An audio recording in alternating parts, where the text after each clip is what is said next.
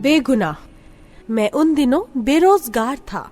पंजाब की एक बड़ी जेल की ऑफिसर्स कॉलोनी में अपने दोस्त के पास रहता था। मेरा दोस्त इस जेल का डिप्टी सुपरिटेंडेंट था। इन्हीं दिनों जेलों पर काम करने वाली एक एनजीओ को कैदियों की इखलाकी, ज़हनी और जज्बाती जिंदगी पर तफसीली रिपोर्ट की जरूरत पड़ी, तो मेरे दोस्त ने ये प्रोजेक्ट मुझे ले दिया। यूं मुझे जेल की दुनिया में दाखिल होने और वहाँ बसने वाली मखलूक के करीबी मुशाहिदे का मौका मिला। मैं वहाँ 1 माह तक काम करता रहा। इस दौरान जहाँ मुझे मस्जिद से जूते चुराने वाले पेशावर मुजरिमों से मुलाकात का मौका मिला, वहाँ मैंने 15-15 अफराद के कातिलों से भी गुफ्तगू की। मैं इन 30 दिनों को अपनी जिंदगी के कीमती तरीन दिन समझता हूँ, क्योंकि मुझे पहली बार मालूम हुआ पाकिस्तान या कम से कम पंजाब में हर किस्म के जराइम जुलाहे मोची, नाई, मुसल्ली और तेली करते हैं। कोई फ्यूडल लॉर्ड, मिल ऑनर, सियासतदान, ताजिर, बड़ा मजहबी रहनुमा और आला सरकारी अफसर कभी किसी अदालत से सजा पाकर जेल नहीं आया। यकीन फरमाइए, मुझे इन 3000 कैदियों में अपर क्लास का एक भी नुमाइंदा नहीं मिला। बी क्लास के एरिया में चंद एक लोग थे, लेकिन वो अभी मुल्जिम थे। इनमें से किसी का जुर्म साबित नहीं हुआ था। एक रात मैंने अपना ये तज्जिया अपने दोस्त के सामने रखा तो उसने मुस्कुराकर कहा, सिर्फ ये नहीं बल्कि तुम्हें पाकिस्तान की किसी जेल में बालाई तबके का कोई शख्स नहीं मिलेगा। मैंने वजह दरियाफ्त की तो उसने ताश के पत्ते फेंटते फेंटते जवाब दिया, वजह साफ जाहिर है। हमारे तबका अशराफिया के लोग जुर्म के बाद थाने में कुछ दे दिलाकर फारिग हो जाते हैं। अपनी जगह कोई कमी, कोई कारिंदा पुलिस को पेश कर देते हैं, जजों से राब्ते कर लेते हैं। अगर वहाँ तक कोई तरकीब कारगर ना हो तो 10-20 लाख में चोटी का वकील कर लेते हैं। अगर ये कमाल भी काम न आए तो गवाहों को खरीदना, शहादतें जाया करना और मुतासरा पार्टी को धमकियां और ब्रीफ केसों से मुतासिर करना कहाँ मुश्किल है।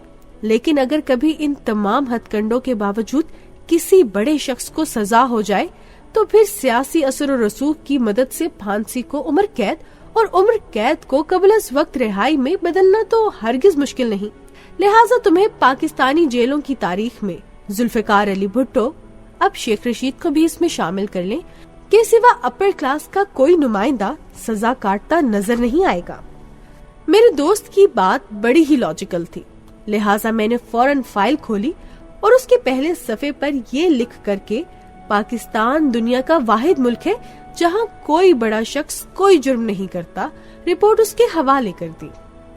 आने वाले दिनों में मुझे एनजीओ की तरफ से चेक भी मिल गया, लेकिन यकीन जानिए उस रोज से आज तक कोई दिन, कोई रात ऐसी नहीं गुजरी जब मुझे 1 मिनट के लिए ही सही इस जेल के वो कैदी याद न आए हों जो इन किला नुमा दीवारों, इन ठंडी बैरकों और इन मुहीब काल कोठरियों में अपने गुनाहों, अपने जुर्मों के बजाय अपनी गुर्बत, अपनी कमजोर समाजी पोजीशन और अपने नाकाबिले जिक्र शजरा नस्ब की सजा भुगत रहे हैं। मैं ये नहीं कहता ये लोग बेगुनाह हैं, ये लोग वाकई मुजरिम हैं। इन्हें अपने किए की सजा मिलनी चाहिए।